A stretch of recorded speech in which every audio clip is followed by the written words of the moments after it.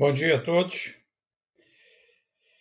Em continuidade ao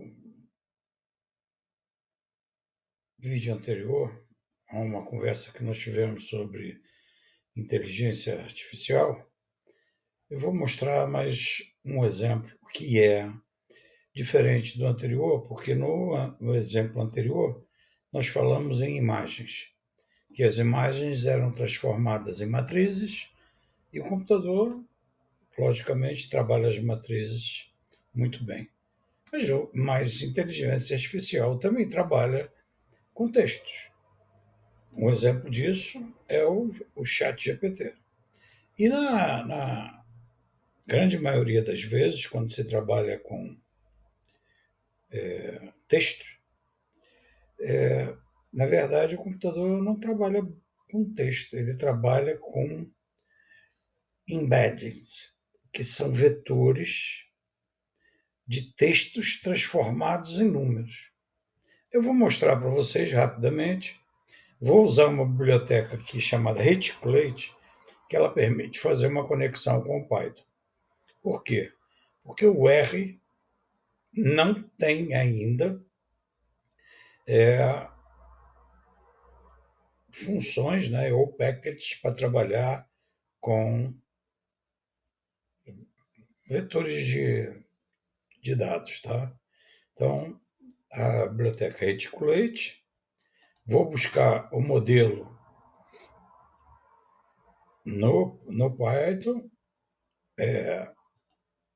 e vou entregar um texto ao Python. Entreguei o texto.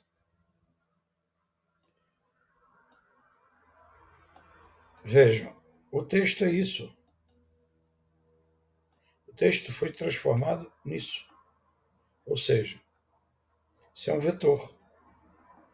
E os vetores, o computador entende bem. Certo?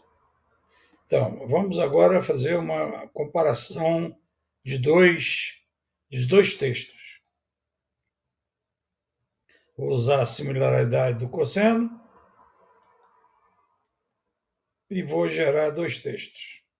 E vou pedir para calcular a similaridade entre os dois textos. Pronto, ele me deu que a similaridade é 36%. Ou seja, eu começo a usar uma nova maneira de trabalhar com texto, que é através de vetores. Mais um exemplo para vocês verem. Uma biblioteca, vou carregar os vetores que eu quero transformar em embedding, transformei em embedding, ele gera uma matriz e eu faço uma pergunta. Consulta que eu quero fazer. Qual é a melhor opção para prototipagem? Fiz a pergunta, entrega o modelo e ele vai calcular a similaridade com os textos que eu apresentei. Gerou a similaridade e os resultados. Pronto. Se vocês observarem, o que está escrito é Chroma é acessível para prototipagem. Ou seja, ele selecionou exatamente o maior percentual daquilo que ele encontrou de mais próximo. O ChatGPT também funciona assim. Você entrega para ele um texto, ele vai, através de algoritmo, pesquisar, com certeza ele deve ter uma base de embeddings, que são os vetores, né? E a pesquisa é feita, só que a grande velocidade, com capacidade computacional muito grande. Tá? Mais um exemplo. Vamos usar agora Machine Learning. Instalei a biblioteca, vou fazer os textos, concatenar os textos que eu quero trabalhar, vou associar cada linha dos meus textos a uma classe, vou gerar os embeddings, treinar o modelo, fazer predição e calcular.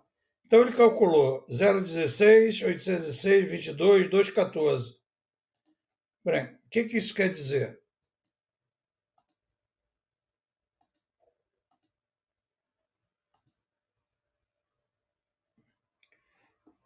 Ou seja, a classe 2, que foi o que a gente escolheu aqui, ó,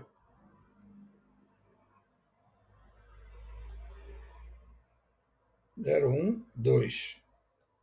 Chroma é mais acessível para a prototipagem. Foi o que ele escolheu. E aqui no gráfico a gente tem que a probabilidade é de ele escolher exatamente aquele texto, porque a gente informou a ele as classes e ele, ao invés de trabalhar com texto, também trabalhou com as classes. É outra maneira também de se fazer. Também tem outra maneira que é calcular a distância de Larenstein. O que ele faz?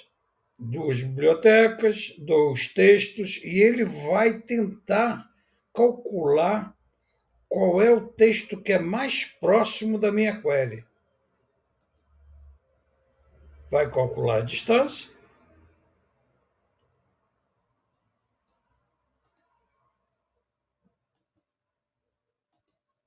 Bem, ele achou que a similaridade, os vector DB são fundamentais para a IA moderna, em função do que eu perguntei. Ou seja, ele achou 73% de similaridade, tá? Vou calcular aqui. Ele calcula a distância, aquilo que a gente acabou de fazer, e eu vou fazer também um plot, que é, ou seja, ele representou graficamente o que eu trabalhei. VectorDB nada mais são do que databases que contém texto, conforme eu mostrei para vocês logo no início. Vou mostrar de novo para que vocês não esqueçam. Ele pega um modelo, pega o texto, entrego o texto ao modelo e vou fazer um print. Está aqui. Ó. Esse é o texto. O computador sabe trabalhar com isso muito bem. Assim como eu mostrei as matrizes para imagem, para texto ele trabalha com vetores.